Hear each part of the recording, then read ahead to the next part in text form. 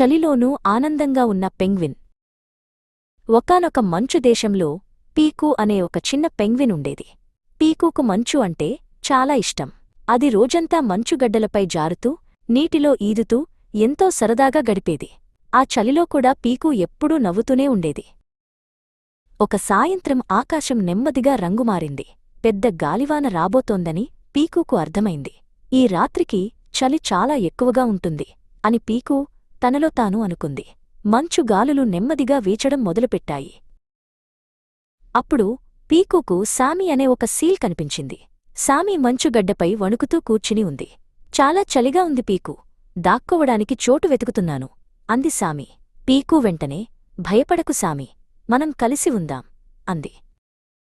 ఇంతలో ఆకాశం నుండి బిందీ అనే ఒక చిన్న పక్షి కిందకు దిగింది. బిందీ రెక్కలు చలికి బిగుసుకుపోయాయి. నేను నా గూటికి వెళ్లలేకపోతున్నాను, గాలి చాలా బలంగా ఉంది అని బిందీ ఏడుపుగా అంది. పీకూ బిందీని తన రెక్కల కిందకు తీసుకుంది. గాలిహోరున వీస్తోంది. మంచు కురవడం ఎక్కువైంది. సామీ, బిందీ ఇద్దరూ చలికి వణికిపోతున్నారు. పీకూకు ఒక ఉపాయం తట్టింది.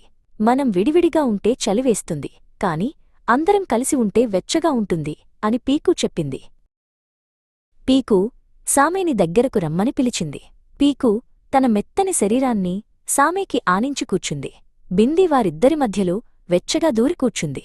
ఒకరి శరీరం నుండి వచ్చే వెచ్చదనం మరొకరికి తగిలి వారికి కొంచెం హాయిగా అనిపించింది. ఇంతలో పీకూ స్నేహితులైన మరికొన్ని పెంగ్విన్లు అక్కడికి వచ్చాయి. అవన్నీ కలిసి ఒక పెద్ద సర్కిల్లాగా ఏర్పడ్డాయి.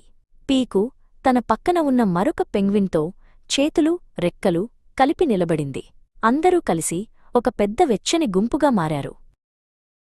ఆ గాలివానలో కూడా ఆ గుంపు మధ్యలో ఉన్న సామీకి, బిందీకి అస్సలు చలివేయలేదు. బయట గాలి ఎంత వేగంగా వీచినా లోపల మాత్రం చాలా వెచ్చగా, ప్రశాంతంగా ఉంది. కలిసి ఉంటే ఎంత బాగుందో కదా అని బిందీ మెల్లగా అంది. కొద్దిసేపటికి గాలివాన తగ్గిపోయింది. ఆకాశంలో చందమామ, నక్షత్రాలు మెరవడం మొదలుపెట్టాయి. పీకూ, సామీ మంచుమీద పడుకుని ఆకాశం వైపు చూశారు. మనం ఒకరికొకరం తోడుగా ఉండబట్టే ఈ చలిని తట్టుకోగలిగాం అంది సామీ కృతజ్ఞతతో.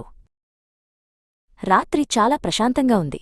పీకూ, బిందీ ఒకరినొకరు హత్తుకుని హాయిగా నిద్రపోయారు. స్నేహితులు తోడుంటే ఎలాంటి కష్టాన్నైనా నవ్వుతూ ఎదుర్కోవచ్చని వారికి అర్థమైంది. ఆ మంచు దేశంలో అందరూ వెచ్చని కలతో నిద్రలోకి జారుకున్నారు.